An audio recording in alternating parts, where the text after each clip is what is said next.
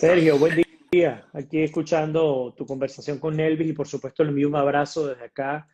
Qué dolor, ¿no? Lo que tantas familias venezolanas sufren tan injustamente y pues por supuesto uno no le queda más nada que rogarle a Dios para que proteja a tantos inocentes que están metidos en estas cárceles que ni siquiera se deberían llamar así. Sí, no, y que al final también, bueno, como bien comentaba ella, ¿no? No solamente es la persona que está presa la que vive esta situación, sino sus Sí. familiares. En el caso de Nelvis, ella está fuera del país, pero igual, bueno, ella dice que no descansará para alzar su voz por el caso de su hermana y bueno, y por el resto de los presos políticos que hay en el país. De hecho, estoy leyendo aquí que, bueno, tú sabes que hay una especie de ruta de la justicia que han hecho varios presos políticos y familiares de los presos políticos que han comenzado una serie de manifestaciones en Venezuela, valientemente, por cierto, haciendo estas manifestaciones, pequeñas protestas, para precisamente no olvidar el caso de ninguno de estos presos políticos que pues continúa en Venezuela tras las rejas. Y María Corina comentaba que en el día de ayer que seguía alzando la voz para recordar a nuestros héroes secuestrados, así los tildó María Corina en el día Y de es que el ayer. tiempo no perdona, Sergio, ya van 7 meses desde el 28 de Increíble. julio, casi 7 meses. Y cuando te das cuenta, bueno, casi no, prácticamente los 7 meses completos y uno dice, no solamente el tiempo vuela, sino todo lo que hay detrás de esta lucha que ha dejado, bueno, ustedes lo saben, Sí, muertos, presos políticos, familias separadas, exiliados, María Corina en cautiverio, bueno, qué decir, ¿no? Hay un desgaste que no total. deja de consumirnos, desafortunadamente. Hablando de ese desgaste, yo quisiera hablar un poco, creo que ya hemos hablado de este tema, pero digamos que se ha evidenciado mucho en estos últimos días. No sé cómo llamarlo, sí hay que llamarlo así. ¿Crees que hay un doble discurso de la administración Trump en estos momentos con respecto al tema Venezuela?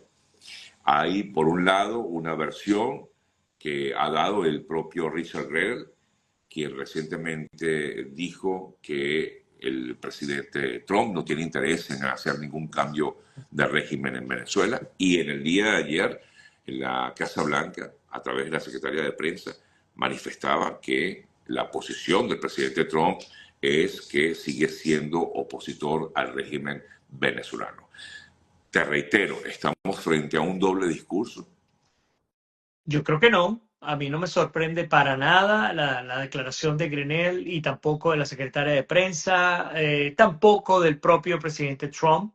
Y vamos a comenzar con los antecedentes. Nosotros tenemos desde incluso antes de que el presidente Trump tomara posesión, todos los miércoles, cuando abordamos este tema, siempre lo he dicho, el presidente Trump es el presidente de Estados Claro, Unidos, no de Venezuela. El presidente Trump tiene que interesarse por lo que le preocupa a los estadounidenses y no a los venezolanos, no a los colombianos, no a los nicaragüenses, no a los norcoreanos. Y es muy duro, porque obviamente digamos, Estados Unidos se gana un puesto, hasta cierto modo infame, pudiéramos decir, en el que sentía el mundo que tenía la obligación de meter sus narices en cualquier rincón donde hubiese un problema. claro.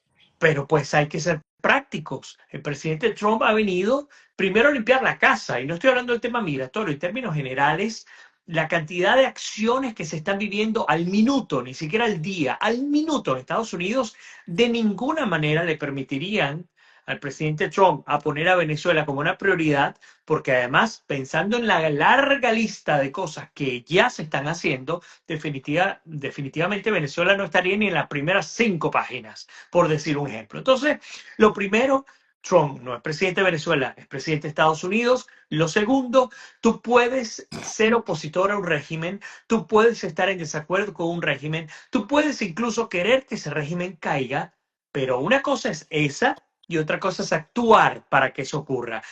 Si acaso vamos, el propio presidente Trump en el primer mandato, su primer mandato fue y se reunió con Kim Jong-un de Corea del Claro, Norte. claro, Si claro. al caso vamos, hay una negociación con Vladimir Putin y con Volodymyr Zelensky para llegar a un acuerdo de paz en el que Estados Unidos, como está participando, también obtenga unos beneficios económicos de manera concreta. Entonces, otra vez volvemos al origen de todo este asunto y es básicamente cuál es la posición de Venezuela con respecto al hemisferio que tanto representa en términos de amenaza. Y perdóname lo que te voy a decir, a mi modo de ver, Maduro se mete un golazo durísimo porque definitivamente esta guerra sin balas que fue a través de la migración sistematizada, promovida por Miraflores, funcionó para, aunque no se vea de esa manera, negociar una especie de acuerdo de paz, al menos durante este tiempo, con la Casa Blanca. Porque es decir, te pongo los aviones, te pago los vuelos, me traigo los inmigrantes, yo hago lo que tú quieras, no hay problema.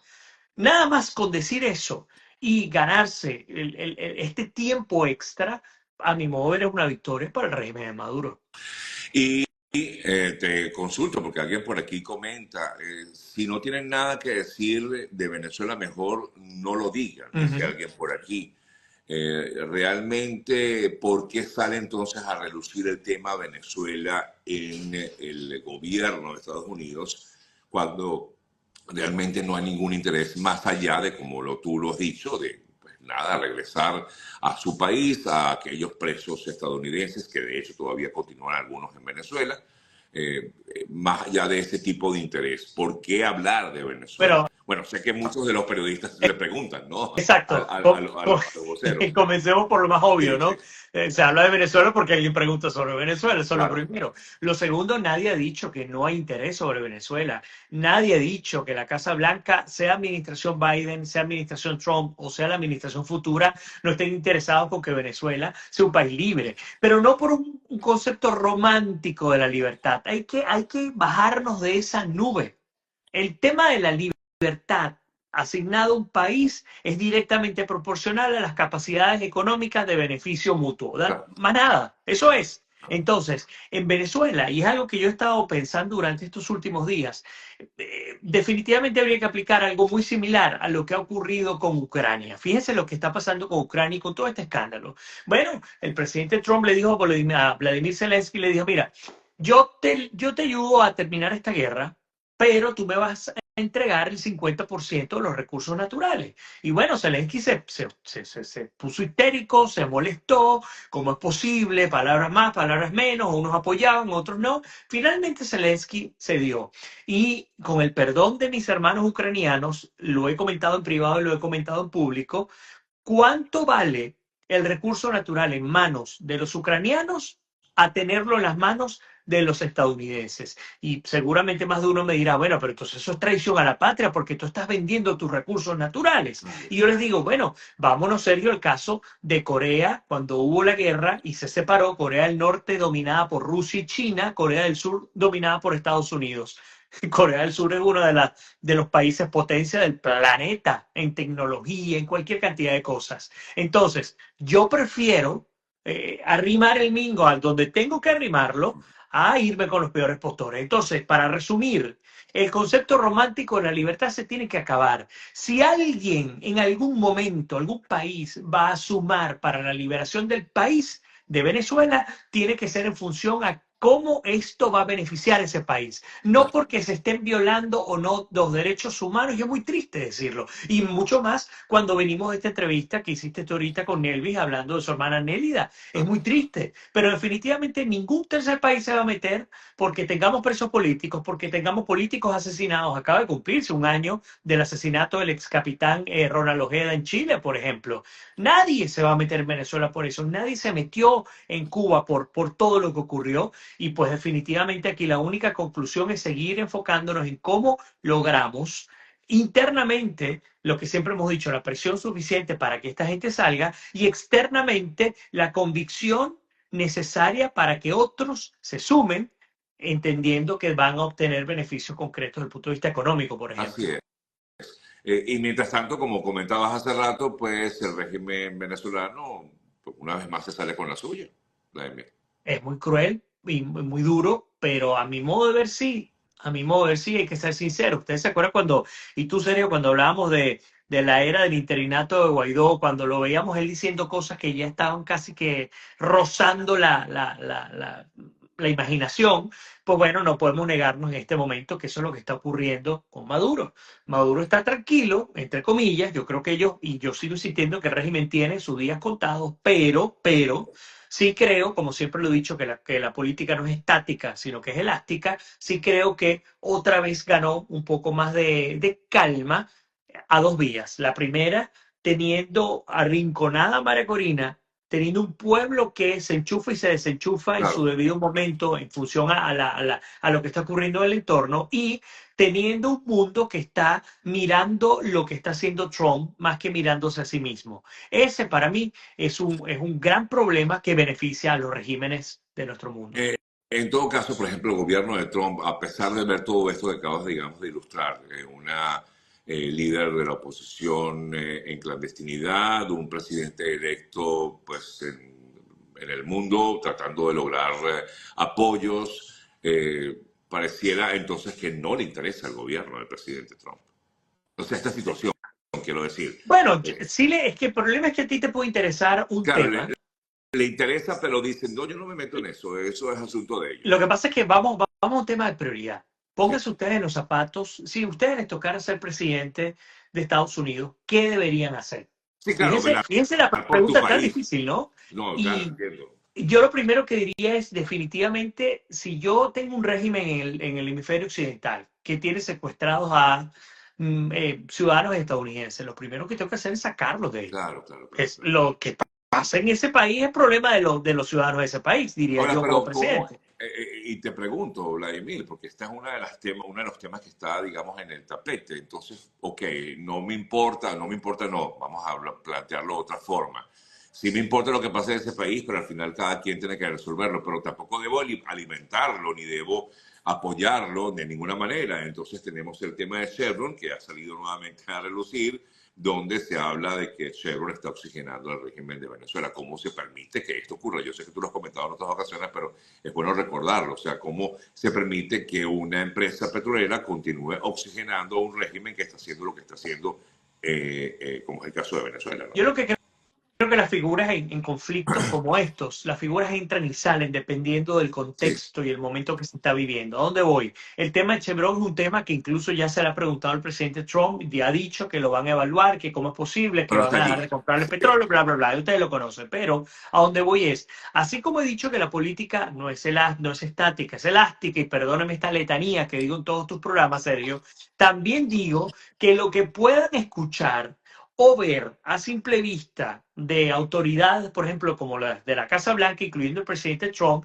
eso también puede ser elástico y no estático. claro. El escenario en la política y sobre todo en la política internacional es exactamente igual a lo que yo he hablado en Venezuela del tablero de ajedrez. En el momento en el que se necesita, se activan las piezas. Claro. Así de sencillo. O sea, esto no es que, bueno, qué horror, que es que Trump, que no nos apoyó, que miren, las cosas pueden cambiar de la noche a la mañana en función a las Bueno, necesidades de tanto seguridad ha nacional, cambiado por que tú ejemplo. pusiste perfectamente el ejemplo de lo que ha ocurrido en Ucrania. Hoy en día las cosas se han volteado. Ahora Ucrania es una dictadura. O sea, unas cosas que tú dices, bueno, Trump vino aquí a, no sé, también aprovecho para preguntarte, vino a recomponer el mundo a su manera, a su visión. Bueno, lo dijo el propio Vladimir Putin, que en muy corto plazo él lograría restablecer el orden mundial. Lo dijo el propio Vladimir Putin.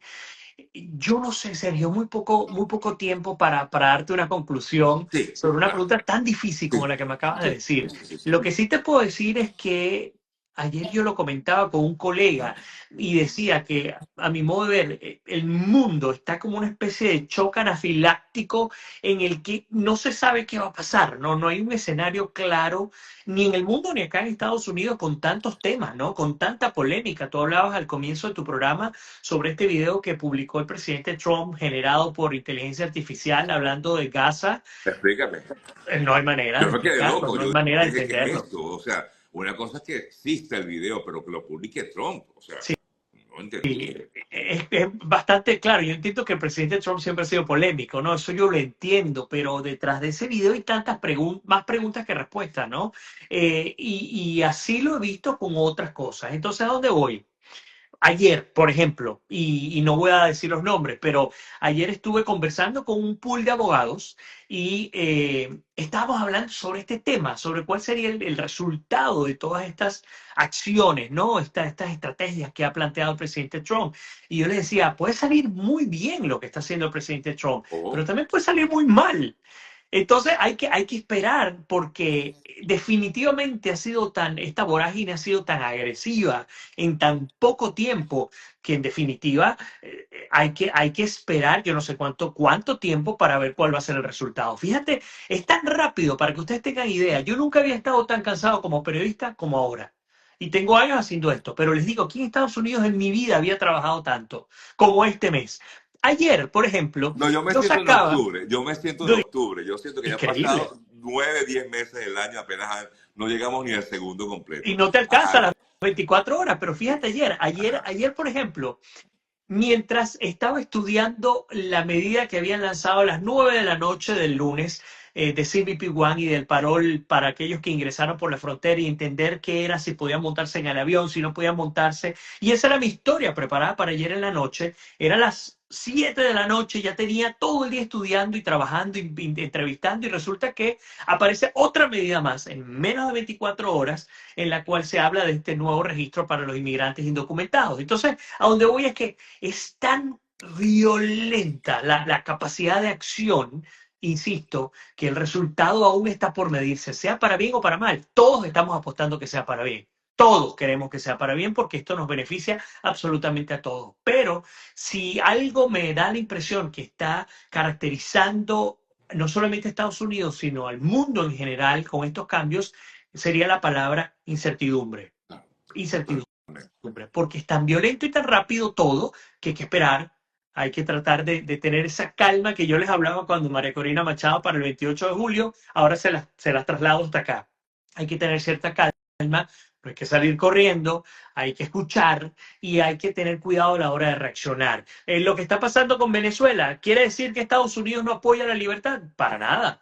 Yo siempre lo he dicho, yo creo que en su momento debido Marco Rubio va a jugar una figura determinante. Pero Marco Rubio está cumpliendo el papel que tiene que cumplir. Por eso lo tienen metido en Europa, hablando con los alemanes, hablando con los ingleses, buscando cómo van a resolver el problema del Oriente Medio, de Rusia, de Ucrania. Ese es el papel de un secretario de Estado. Ah, pero ¿por qué no está atendiendo a Venezuela? Porque en términos de amenaza a la seguridad nacional es peor lo que está ocurriendo en Europa y en el Medio Oriente que lo que está ocurriendo en Venezuela. Aunque suena cruel, esa es la realidad. Y hay que entender que los venezolanos, desafortunadamente, no estamos en el centro del universo, sino que somos un país chiquitico, uno más de cientos de países, de los cuales por lo menos una veintena de ellos están pasando cosas iguales o mucho peores a las que estamos viviendo nosotros los venezolanos. Por eso y cierro de esta manera, yo coincido con María Corina, siempre lo he hecho, definitivamente el problema venezolano, la única manera de resolverlo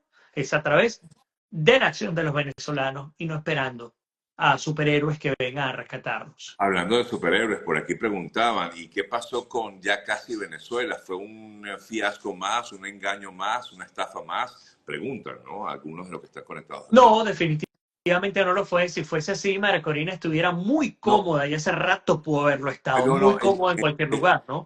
Ya Casi Venezuela, ¿te acuerdas? Eric Prince, perdón, Ah, ok, creo que no me ya te entendiste. entendí. Ah, perdón, Sí, Derek Prince. sí, Ustedes saben mi opinión de Derek Prince. Lo he sí, dicho yo aquí sé. contigo, Sergio. Sí, sí, desde el primer momento lo dijiste. Yo les dije a ustedes, yo soy uno de los que no puso ni un centavo Sí, allí. sí, sí. Respeto a los que lo hicieron, pero cuando yo escucho a un individuo que es un estratega estar hablando más en una red que sentado en una oficina armando un plan de acción, pues yo realmente no confío mucho en esa persona. Entonces, en el caso de Ya Casi Venezuela, nunca ha estado para mí, nunca ha estado en mi escenario político, en mi escenario de cambio en Venezuela, nunca ha estado y difícilmente estará. Entonces, pues tampoco es una sorpresa para mí que ese Ya Casi Venezuela no Pueda esté, ser realmente no esté generando resultados. pudiera ser realmente un fiasco, pues no No sé sé cómo qué decir. llamarlo, la verdad, no sé, Se tampoco yo tengo la aumentó, se aumentó la recompensa contra Maduro,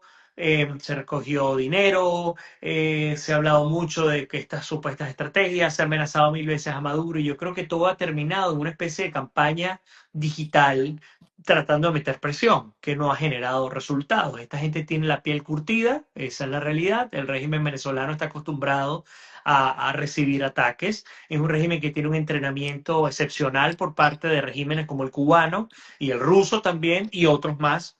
Y la realidad es que aunque está reducido, porque yo sigo insistiendo, el régimen está reducido.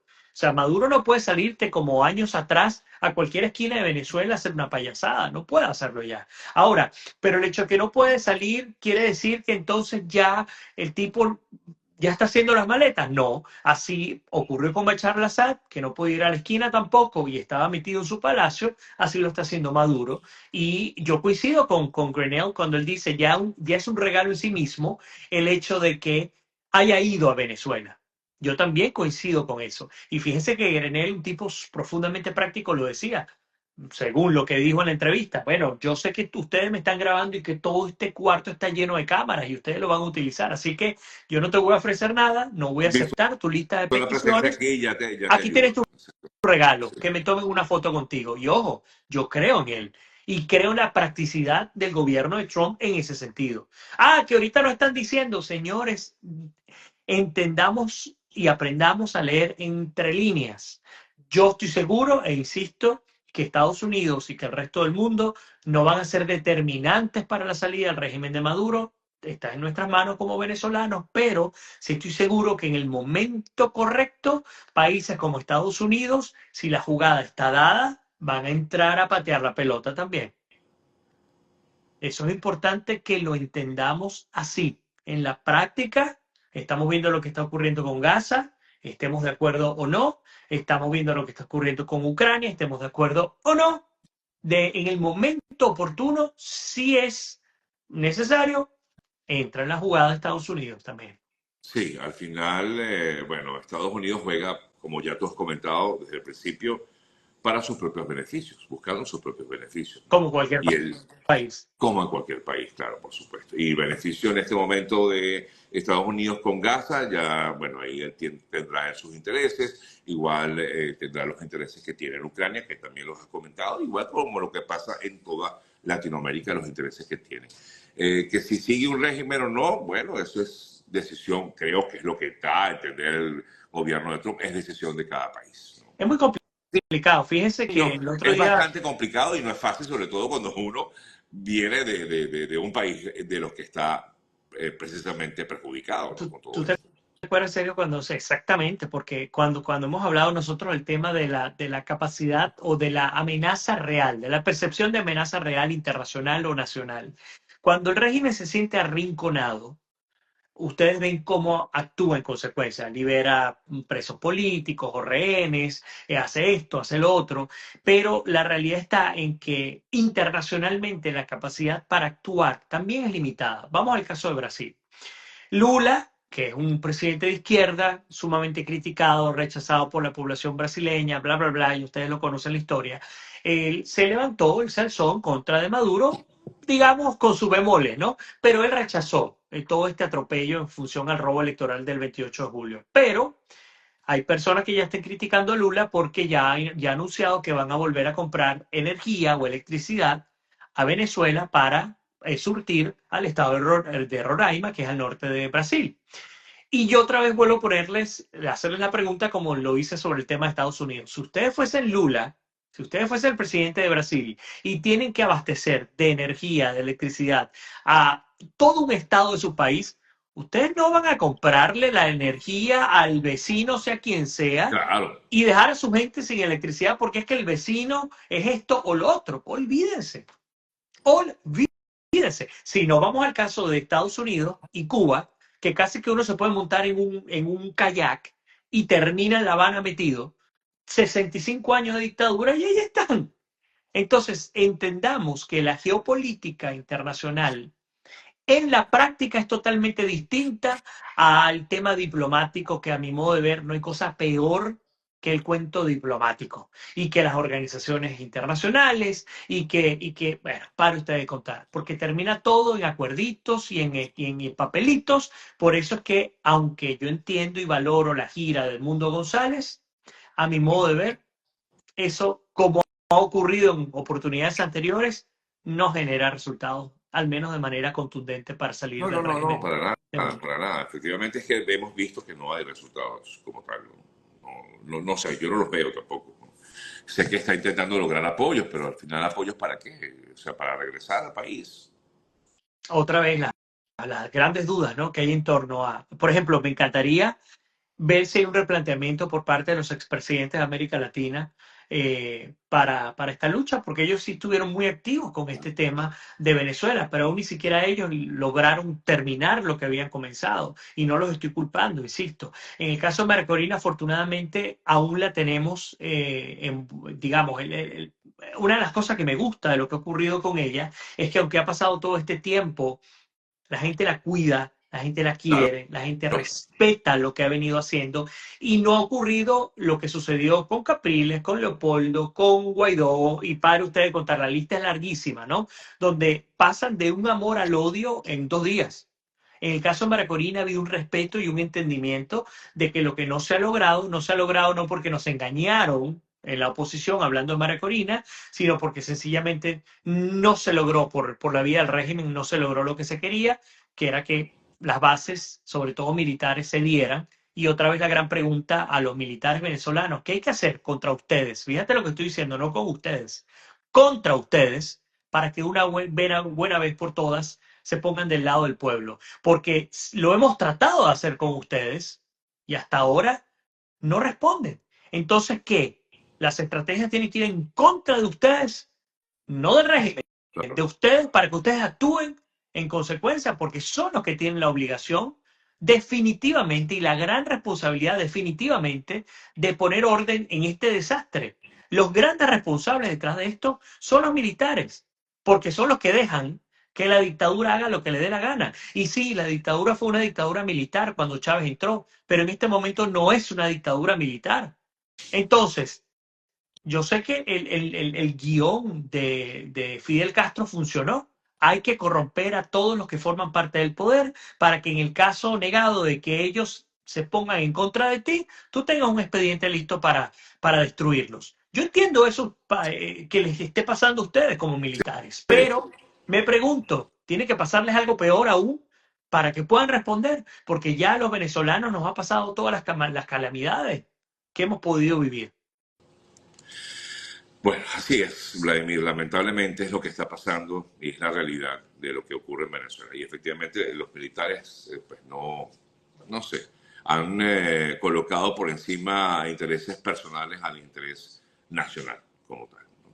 Eso es lo que Sí, ocurre. por supuesto, o amenazas, o amenazas. Yo entiendo que no necesariamente es que están, sabes, todos corrompidos. Yo sé que también están amenazados muchos de ellos. Ese es el problema. El que actuó, y lo hemos visto, todo aquel, es más, el mejor ejemplo es el de la familia Baduel. Cómo terminó la familia Baduel en tal nivel de desgracia, ¿no?